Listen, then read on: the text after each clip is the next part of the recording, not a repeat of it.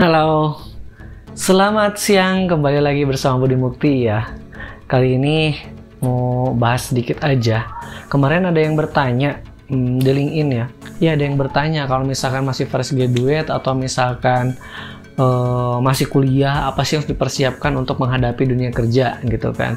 Menurut saya kalau misalkan seorang yang fresh graduate ataupun masih kuliah, justru saya suka cemburu sama mereka itu. Maksudnya jealousnya kenapa ya? Mereka itu masih muda, masih belum banyak beban pikirannya, katakanlah belum punya anak atau istri atau berkeluarga, sehingga peluang untuk develop dirinya sendiri itu masih banyak gitu. Ya makanya intinya sih individual development plan-nya itu. Nah, saya ini sekarang akan membahas sedikit tentang individual development plan. Jadi rencana pengembangan individu gitu, atau rencana pengembangan seseorang, entah itu soft skillnya, entah itu hard skillnya.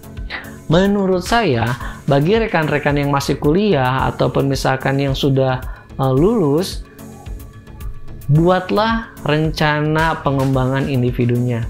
Saya yakin jurusan apapun rekan-rekan sekarang kuliah, Anda bisa menguasainya itu dan sudah menguasainya.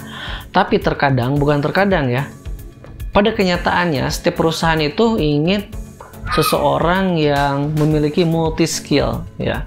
Ya, sehingga orang itu nantinya bisa diberdayakan ke area-area lainnya yang disesuaikan dengan kebutuhan perusahaan. Jadi saran saya yang pertama adalah meningkatkan soft skillnya, meningkatkan hard skillnya.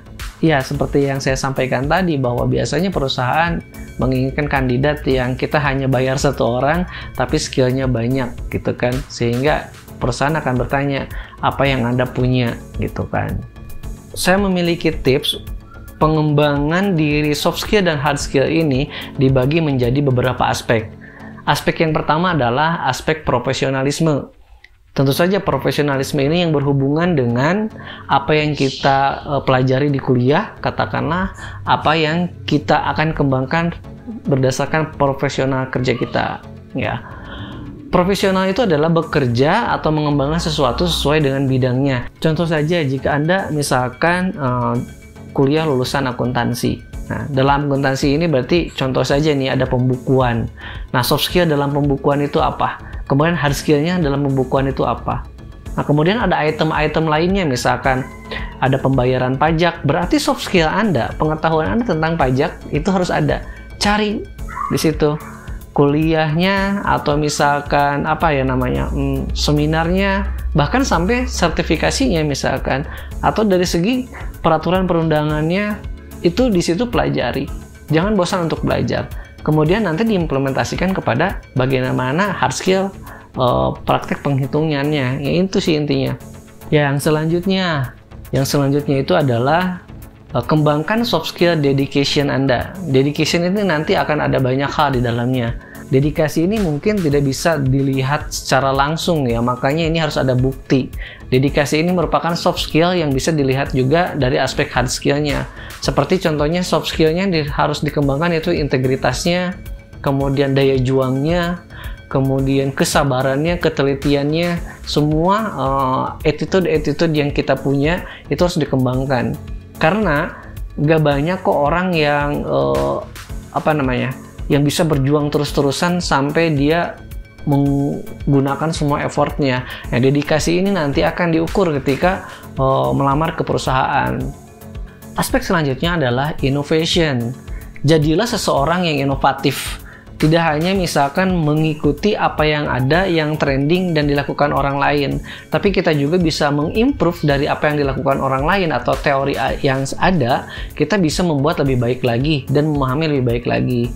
Inovasi ini jangan dimaknai sebagai menemukan sesuatu, misalkan membuat pesawat terbang, jangan terlalu jauh juga ya. Anda sebagai individu yang sederhana dalam profesional yang tadi, Anda membuat inovasi-inovasi berdasarkan pengetahuan-pengetahuan yang Anda udah punya gitu misalkan. Ya, contoh kecilnya misalkan yang tadinya menghitung secara manual mungkin bisa diotomatik dengan formula, atau misalkan yang tadinya metode pengajaran atau pendidikan pelatihan di perusahaan seperti A, kita racik lagi menjadi B dan seterusnya. Inovasi-inovasi itu sangat penting dalam perusahaan. Tentu saja dalam inovasi itu yang diperhitungkan adalah efisiensi dan efektivitasnya. Kemudian nanti bisa diimprove lagi atau dikembangkan lagi menjadi lebih baik. Jadi orang yang inovatif tidak hanya just follow yes boss, tapi Anda juga bisa memikirkan langkah yang lebih efektif dan efisien. Selanjutnya adalah kembangkan soft skill dan hard skill yang berhubungan dengan aspek pelayanan. Setiap orang itu dilahirkan untuk melayani ya. Kenapa? Karena manusia itu adalah makhluk sosial. Apalagi kita melihat adalah sebuah perusahaan merupakan organisasi yang besar di mana di dalamnya itu banyak interaksi sosial, entah itu atasan dengan bawahan, bawahan dengan teman sejawatnya dan seterusnya. Sehingga aspek melayani ini atau customer service atau service ini bisa dikembangkan. Loh, kan saya nggak berhubungan dengan customer. Apakah saya harus memiliki jiwa service? Tentu saja. Karena sebetulnya yang disebut dengan melayani itu tidak hanya melayani customer atau pelanggan saja. Jika Anda bekerja dalam sebuah perusahaan dan Anda bekerja sama dengan departemen yang lain, artinya diri Anda melayani departemen yang lain, atau Anda melayani kolega yang lain, Anda melayani teman sejawat yang lain. Sehingga apa? Sehingga nanti pekerjaan yang kita lakukan selalu berkualitas. Kualitas itu apa sih? Sesuai dengan harapan pelanggan kita. Kalau saya HR, berarti pelanggan saya ada production. Misalkan, kalau saya HR, maka pelanggan saya adalah departemen yang lainnya untuk menghasilkan orang-orang yang kompeten, katakanlah seperti itu. Demikian yang saya bisa sharing kali ini. Jangan lupa untuk selalu mengembangkan diri kita, membuat individual development plan dari yang 4 aspek tadi. Dalam membuat individual development plan, silakan Anda membuat sebuah Gantt chart.